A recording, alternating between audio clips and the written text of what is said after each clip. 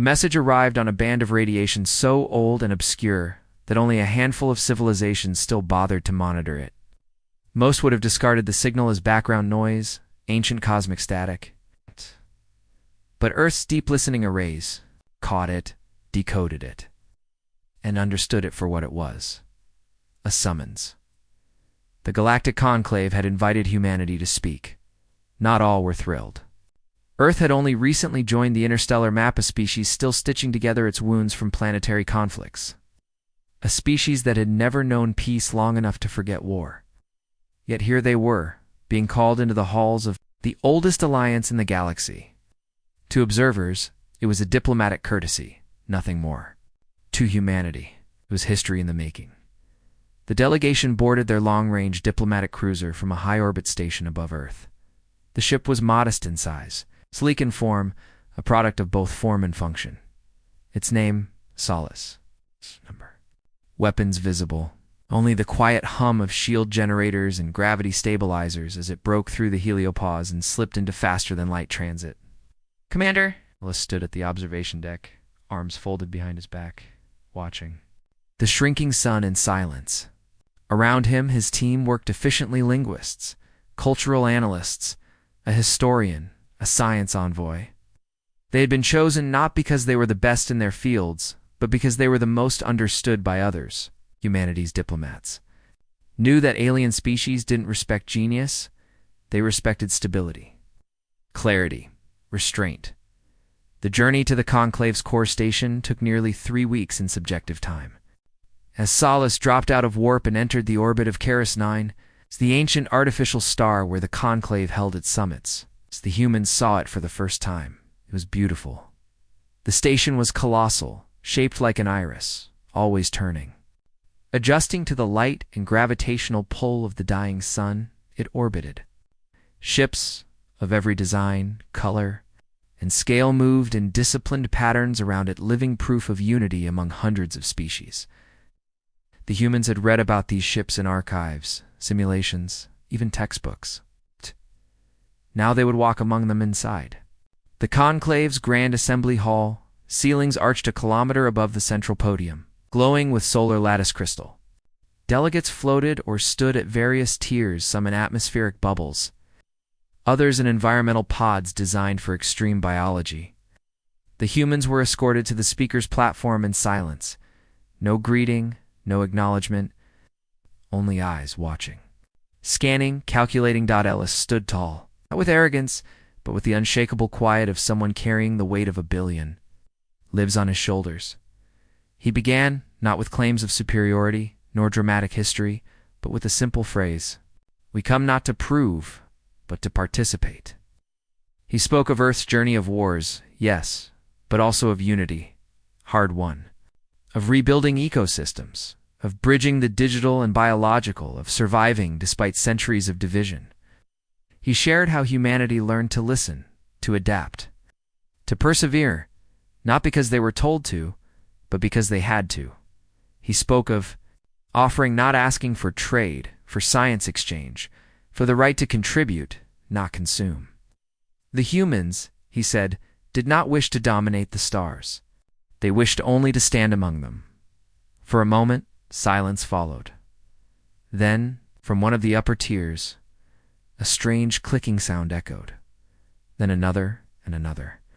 It took only seconds to recognize it. Laughter, not the kind born from joy or shared humor, but the cold, rasping mockery of those who found the idea of human parody amusing. Ellis stood still. His face revealed nothing. Behind him, the delegation remained motionless. But beneath their silence, something deep began to shift. Something the Conclave didn't yet understand. The echoes of laughter weren't loud at first. They slipped through the chamber like a draft, barely noticeable, easily mistaken for background noise. Soft clicking from a crystalline species perched on an upper tier. A rolling chest-deep hum from a slug-like being pulsing in its nutrient dome. Whistles, chirps, and guttural grunts. All with one thing in common: derision. It grew. The chamber, once filled with polite observation and cautious curiosity, turned into a theater of ridicule. Not a single delegate responded to Commander Ellis. Speech with words. No questions. No acknowledgement. Only laughter, mocking, unfiltered. Some didn't even attempt to hide their gestures. One race with filament-like arms wove a gesture of theatrical applause, while another translated their laughter into a hologram of Earth's planetary statistics, pollution metrics, conflict timelines, biological weaknesses, mockery rendered in data. It wasn't just disbelief that a species like humanity would dare stand among them, it was amusement at the absurdity of the idea. To them, humans were a punchline, a clever species that had managed to get off their rock before tearing each other apart. Now playing dress-up in diplomacy before civilizations who had colonized star clusters, while mammals on Earth still hunted with sticks, Ellis remained silent. His team followed his lead, unmoving like statues amid a storm of disrespect. Their translator units buzzed softly in their ears, converting the multilingual ridicule into clear, painful clarity. "Primitive organisms with inflated self-worth," said one delegate, her voice like shattering glass. "Earth? That wet stone they keep fighting over? They still burn liquids to move around?" Another cackled in a cloud of spores. "They want to offer trade? What do they have to trade aggression and debt?" On and on it went. Some species simply watched, unsure whether to join the laughter or remain detached. A few turned their faces or pods away, embarrassed not for humanity, but for the room. But none spoke in defense. None stood with Earth. It wasn't just mockery, it was dismissal. Ellis scanned the sea of faces. Some bore biological masks, others were cybernetic overlays. Some shimmered in frequencies not visible to the human eye. But he could feel them, the disdain, the superiority, the age-old prejudice disguised as protocol. They didn't see. Humanity is dangerous. They saw it as insignificant, and that was far worse, because the galaxy feared things. It didn't understand. It contained things with claws, fangs, neutron-based minds, and viral intellects, but all those things it earned. Respect, if not fear. Earth had earned neither. Humanity was not hated. It was humored, and Ellis realized something crucial in that moment. Nothing he could say would change their minds. Not here, not now. Humanity had walked into a room full of gods and tried to. "Shake hands behind him, Dr. Lane," the cultural envoy. Clenched her jaw so tightly her earpiece buzzed out of sync with her pulse. She did not speak. She did not move. But in her mind she replayed centuries of human history. Every time Earth had been underestimated, colonized, broken, divided, and every time it had rebuilt itself stronger. Perhaps that was the difference. Perhaps the others in this room had evolved to far past struggle. Perhaps they had forgotten what it meant to rise, not from power, but from failure. One species floated forward on an anti-gravity disk and offered a condescending bow toward the humans. "We thank the new species for their performance." Nice. There. Optimism is admirable, perhaps one day with proper guidance. They may be permitted to contribute low-risk labor or minor technologies to the galactic economy. Ellis didn't respond, not because he didn't want to, but because now he knew that silence would hurt more. Let them laugh. Let them think it meant nothing. Let them remember. This moment in the cycles to come, a tone chimed through the chamber. Signal from the speaker node. The human delegation's time had expired. Their presentation had been noted, filed, and archived. Just like that, human delegation dismissed, the note announced. The laughter faded. But the sting remained. The humans turned slowly in perfect unity. No bows, no thanks, no rebuttals. Going in a silence. Echoing in a silence, suddenly sharper than any insult. They had heard all they needed to hear. They had seen what the conclave truly was, and they would remember. They walked. One by one, the human delegation left the conclave chamber without a word. The crowd of alien dignitaries, still brimming with the residue of laughter, watched them go with mixed reactions, some amused, some confused, some indifferent. No applause, no farewell, no acknowledgement. Only silence followed their retreating footsteps across the marble-like platform. As if even the chamber itself was unsure how to respond to a species that had just been collectively humiliated. Hadn't even flinched. in their long coats lined with data films and high-collared. Formal wear adapted for multi-environmental protocols, the humans looked not defeated, but closed, shut off. They offered no emotion, no rebuttal, no attempt to reclaim dignity. That, in itself, unnerved some of the onlookers. Species that had lived for millennia and traded diplomacy like currency suddenly found themselves unable to interpret what exactly they had just witnessed. Commander Ellis led the group back to their shuttle without speaking. The others followed with the same silence they had maintained in the chamber. No one looked back. No one asked questions. Even the lower tier. Functionaries and observing envoys, some of whom had pitied the humans during their speech, could feel something in the air as they passed. It was not humiliation. It was withdrawal, the kind that said, "You are no longer worth speaking to." Inside the shuttle, systems booted automatically as if recognizing the urgency that no one had spoken aloud. The pilot's seat remained empty. Ship didn't need a manual hand. Everything was pre-programmed, contingencies planned, redundancies in place. Humans had learned long ago that preparation was not paranoia. It was survival. The bay doors sealed with a hush of pressure valves, and Solace detached from the docking ring in perfect silence. They left behind no statement, no protest. Only the fading signal of their exit trajectory logged. Into the Conclave's Port Authority records like any other departing vessel, as the ship accelerated toward the edge of the system. No one on board said a word. Not for hours. Not until the burn of the jump engines carried them into warp, and the stars stretched and smeared across the hull like wet paint. Only then did the silence finally break softly. From the communications officer seated near the rear of the cabin, "Well," she said, her voice quiet, thoughtful, not bitter. That went about as expected. Commander Ellis didn't respond. He remained at the observation deck, watching the false light of hyperspace flicker like lightning behind a curtain. The others slowly resumed their stations, not out of obligation. But habit, there were no orders to give. Nothing urgent to fix. The mission was over, in the ship's central data library. Dr. Lane ran a diagnostic on the recorded speech and playback footage. No corruption. No audio failure. Every word had been delivered precisely. Every syllable carried weight. And it hadn't mattered. They had come to offer unity, and they had been treated like insects crashing a royal banquet. But as she reviewed the files, she did not delete them. She simply flagged them for archival under a new tag, "Do not share with external entities." The speech was no longer for the galaxy. It was for Earth alone now. A record of when humanity had extended its hand and had it slapped away. There had been no mistake in the message. There had only been a mistake in the audience outside the ship. Stars pulsed across the navigation screen, each one a system teeming with unknown life, unknown cultures, unknown potential. The galaxy was vast, so vast that not even the Conclave, with all its ancient pride and layers of bureaucracy, had claimed to know it all. And perhaps that was the root of the arrogance. They believed they had seen everything.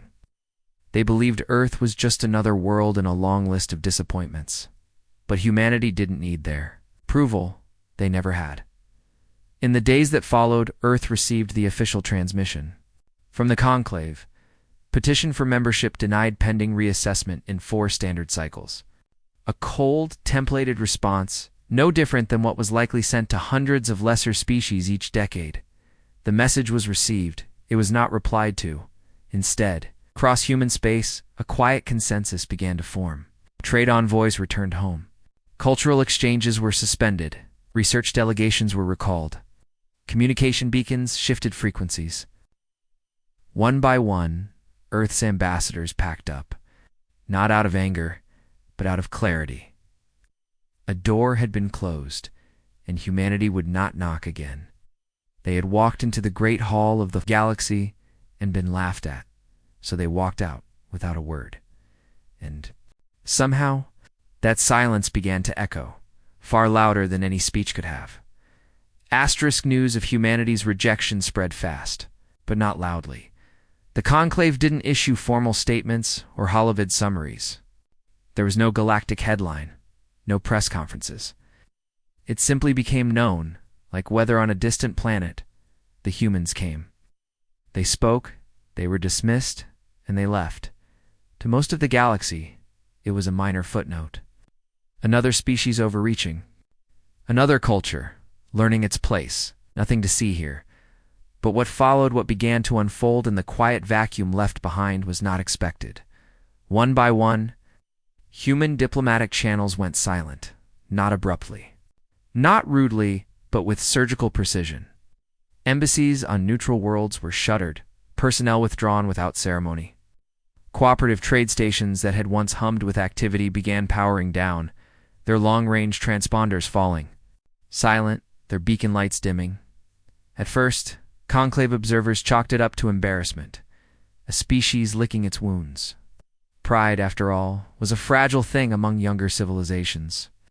It was not uncommon for new species to retreat briefly, rethink strategy, and return more humble.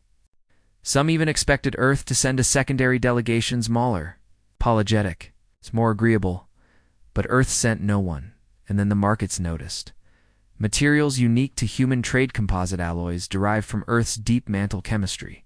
Synthetic neuron mesh fabrics and adaptive water recycling polymers began disappearing from interstellar exchanges.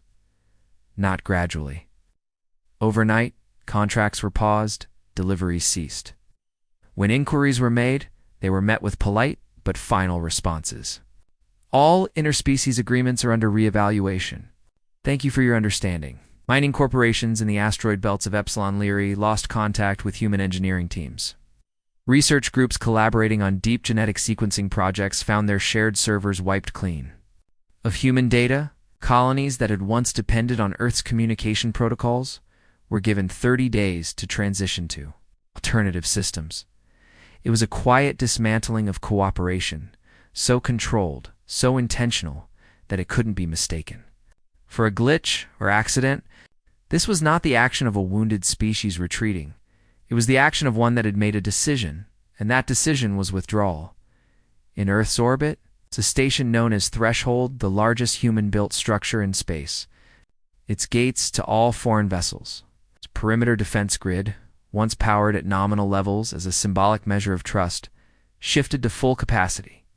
A shimmering halo of charged particles now surrounded the Earth like a second atmosphere, visible to the eye, but blinding on any advanced scanner. Deep sky telescopes on other worlds observed movement near the edge of human-claimed territory. Long, thin ships of unfamiliar design, their heat signatures muted, their FTL wake patterns inconsistent with known human drives. They appeared and disappeared without warning. Like shadows flickering just beyond reach, Conclave analysts couldn't agree on what the new ships were.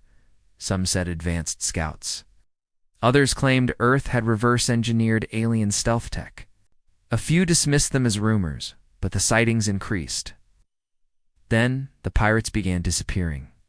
For decades.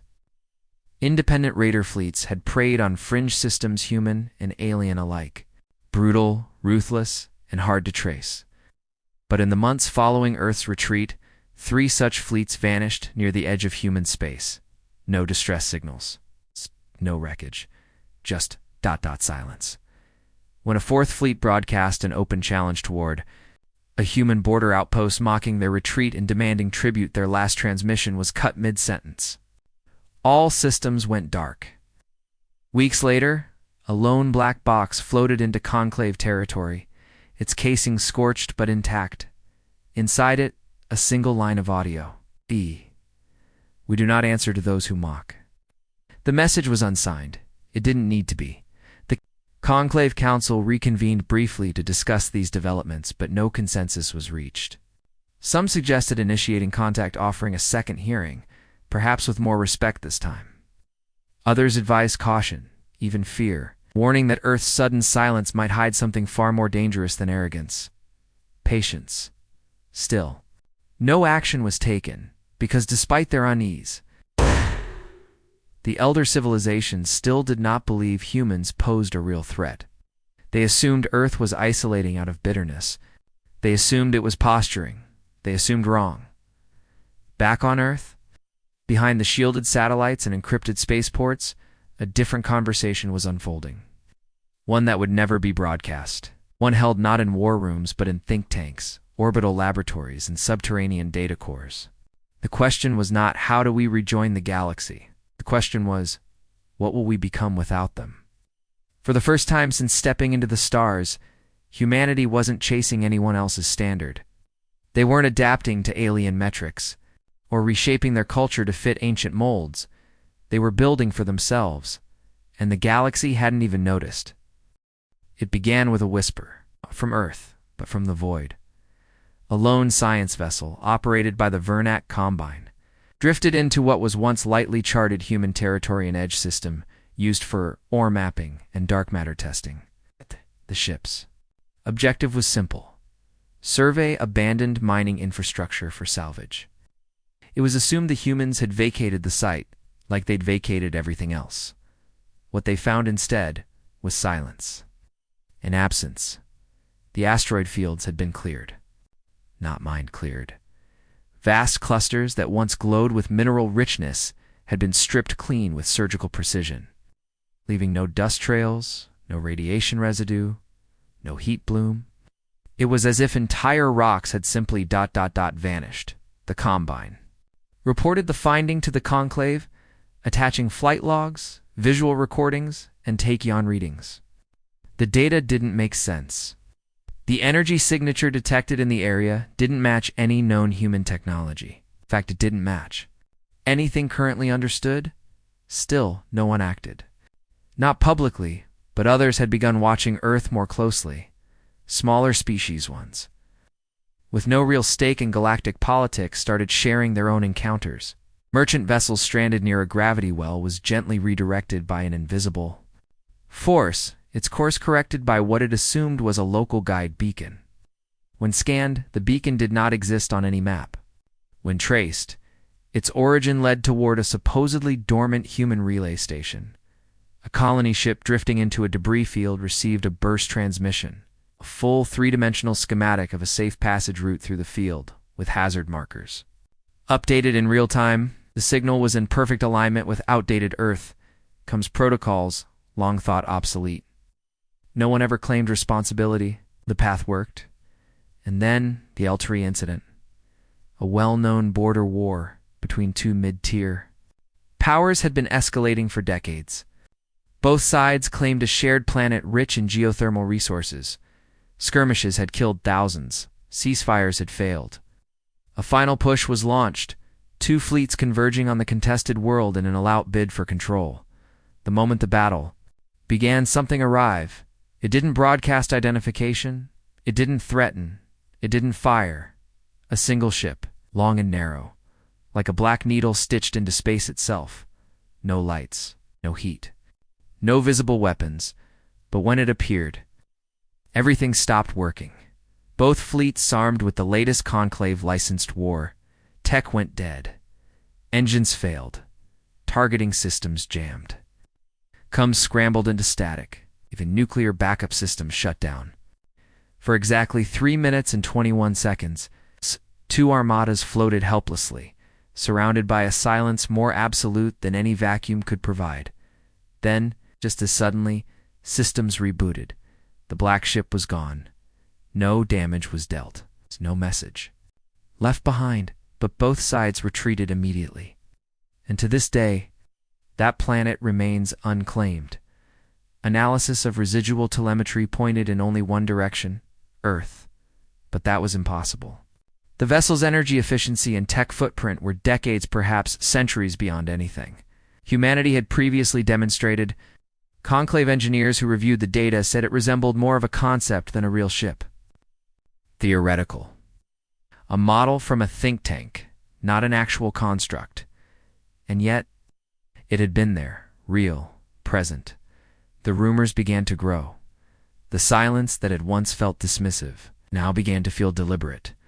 Species began sharing old data, packets from their time working with human engineers, long overlooked innovations, odd questions humans had asked about alien systems, peculiar experimental designs that had been dismissed at the time as primitive over-engineering. One species remembered a human technician who asked, How much gravity shielding was needed to land inside a gas giant? Another remembered a research team from Earth that studied self-replicating metals not to sell but to understand limitations. A third remembered human biologists taking notes not on alien DNA, but on how it failed in high radiation zones. At the time, it all seemed like naive curiosity, childlike exploration now. It looked different. It looked like ... testing. Preparation. Humanity had not retreated. They had recalibrated. Back on Earth, the sky looked unchanged. Cities still pulsed with light. Oceans rose and fell. People laughed, lived, worked. But behind the visible world, something was moving. The Lunar Array Project, once a collaborative scientific platform, is now broadcast only toward deep space, never toward the conclave.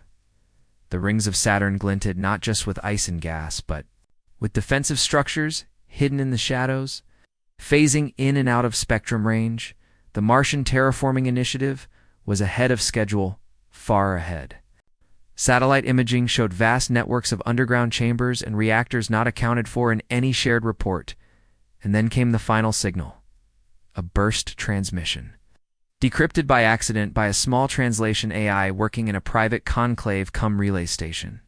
The message was untraceable and unsigned. It lasted exactly 8 seconds. We listened, we spoke. You laughed, now we build. The signal terminated without handshake protocol. It was not sent in anger. It was not addressed to anyone specific. But those who heard it knew who it came from. And for the first time, Conclave didn't laugh. They listened. Asterisk. It began like all pivotal moments in history. Not with thunder, but with silence. The twin systems of Vorex and Haller had been on the brink of war for decades. Their conflict was old and boring to most of the galaxy. Mineral disputes, ancestral claims, water rights, nothing new, nothing dramatic. It wasn't ideology or survival. It was inertia. 1,000 small grievances, stacked atop each other until war became inevitable, simply because peace had become too complicated. The Conclave had attempted mediation more than once. But neither side respected the Council anymore. After all, the Conclave had done nothing about piracy, nothing about border manipulation, and certainly nothing about humanity's quiet withdrawal. It had become a symbol of protocol, loud, procedural, and ultimately hollow. So when the fleets of both factions deployed into neutral space, it's armed to the teeth, with Conclave-licensed weaponry and aging but still dangerous capital ships, no one was surprised. They were expected to clash at Sector 9 Ella, a contested boundary where 2 jump corridors intersected. The fleets aligned on schedule, their ships humming with the tension of locked torpedoes, charged railguns, and energy lances poised for release. But the battle never began, because something arrived first. It didn't come from a known jump point. It didn't enter with flare or sound. One moment, space was empty. The next, it wasn't. A single vessel, tall, slender, matte black, and impossibly angular, slid into existence like a shadow deciding to take shape. It emitted no heat, no electromagnetic field, no transponder codes. It was not in any registry. And yet, every sensor on both fleets locked onto it the instant it arrived, not because it was aggressive, but because it demanded notice, like a pressure in the air before a storm. No message, no threat. Just presence. At first, neither side reacted. Then, instinctively, they scanned it. The data that came back made no sense. It was as if the ship was there and not there, its mass fluctuating beyond known tolerances. Its surface registered as non-reflective, yet returned impossible photon scatter. Power signatures were detectable, but layered beneath shielding matrices no one could identify. The closest thing either side could agree on was that the ship didn't match any known alien design. Or rather, it resembled a blend of many designs. A little like the Garian stealth carriers, a little like the old human Titan-class exploration frames, yet sleeker, colder, more evolved. It was alien but not unfamiliar, and then every ship in the system shut down, not with violence. An explosion or EMP. They just ... stopped. Reactor cores dimmed. Targeting reticles vanished. AI cores blinked off, inert. Life support remained active, but engines died. Communications jammed. Backup systems failed to engage. For 3 minutes and 21 seconds, both fleets, over 70,000 souls between them, floated dead in space, and the black ship watched when systems came back online. Now the ship was gone. Just like that. There were no casualties. No warning. No declaration. But something had been made abundantly clear. This conflict would not be permitted. The event shook the galaxy. Not because of the firepower used, there hadn't been any, but because of what wasn't said. No known civilization possessed the ability to disable ships like that, cross multiple species at once without a single directed attack. Rumors spread quickly. Conclave tried to bury the event, calling it a technological anomaly.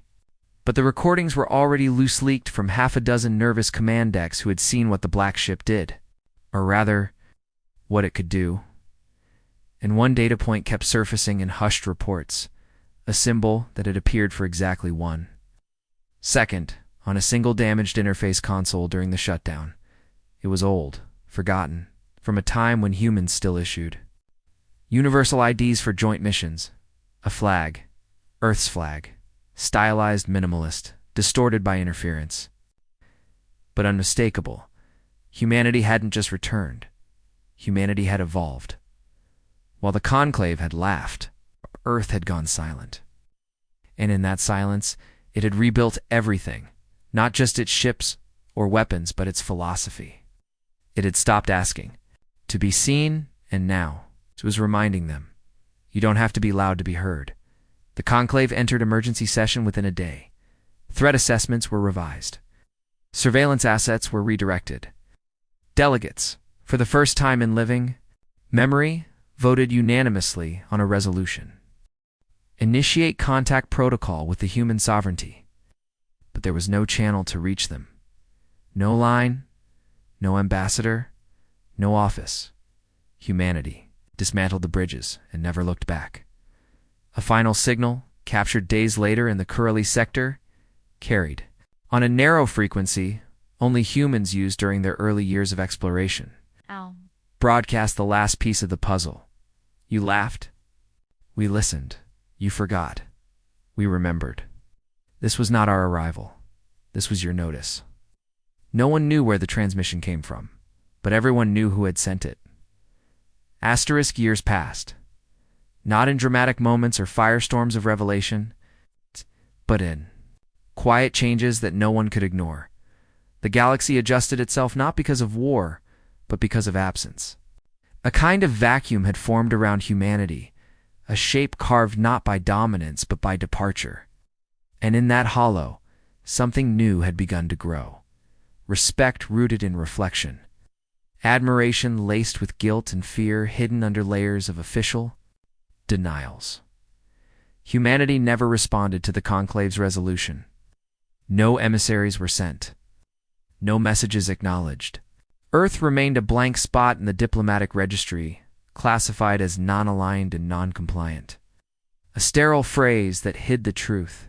They had walked away, and they weren't coming back, and yet they were everywhere, no longer with embassies or envoys, but an influence. Quiet fingerprints in unexpected places. A struggling outpost in the Seldrin Drift found its failing water system repaired overnight by machines of unknown. The parts bore no logos, no serial numbers. But the design was unmistakably human, adaptable, resilient, over-engineered. A virus threatening an entire biosphere on a distant moon was neutralized by a medical drone that appeared from deep orbit, completed its task, and burned itself in the atmosphere. Its construction matched no known Conclave model. Star charts, long thought incomplete, were found suddenly updated on galactic archives. The new coordinates mapped safe passages through volatile sectors, gravitational anomalies, and dark space. Clusters. Every correction was accurate. Every path tested. The files were signed only with one word: courtesy.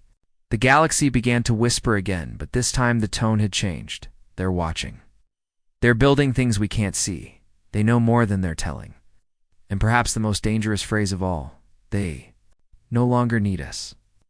The conclave, once a proud monument of ancient diplomacy, began to fracture. Not from civil war, but from doubt. Delegates questioned the value of their roles. Younger species no longer looked to them for leadership, but for excuses, and older species, those who had once mocked Earth, began re-evaluating their archives, their assumptions, their pride. Humanity had become a myth in real time. Children from alien species studied Earth, not from textbooks, but from stories told. In hushed tones, some imagined humans as gods, others as ghosts. Some saw them as the silent judges of the stars, waiting for civilizations to prove themselves worthy. The truth, of course, was simpler. Humanity hadn't descended. It hadn't disappeared. It had decided. After being laughed at, dismissed, and underestimated, humanity made a collective, quiet choice. To no longer explain themselves. They had finally understood the game the galaxy played and had chosen to stop playing it, not out of spite, out of clarity. Back on Earth, things were not perfect. They never had been, but something had changed. Gone was the era of posturing for inclusion. Gone were the days of measuring themselves against civilizations 1,000 years older. Now, humanity built for its own sake. They built self-sufficient worlds, sustainable ecosystems on frozen moons, massive orbital archives that spun slow and silent, storing data for a future no one had predicted. They developed energy sources that left no trace, transportation that moved without detectable displacement, and technologies designed to never be traded, only used. When the galaxy finally understood this, when they realized that humanity had nothing left to prove, and nothing they wanted to sell, that was the true moment of reckoning. Not when Earth's name was removed from conclave rolls, not when they silenced entire fleets, not even when they vanished behind walls of quantum interference and sensor-blind alloys, but when they did nothing, because power doesn't always announce itself. Sometimes it simply stops asking permission. And so in the end, the legacy of humanity was not one of conquest or vengeance. It was not an empire carved in blood or trade routes inked in politics. It was a void of shape burned into the fabric of galactic memory. The species that once asked to be seen, then chose to be remembered instead. The species that offered unity. And, when mocked, walked away. And in doing so, taught the stars the most enduring lesson of all. Respect isn't given by age, or size, or power. It's given by those who don't need it anymore.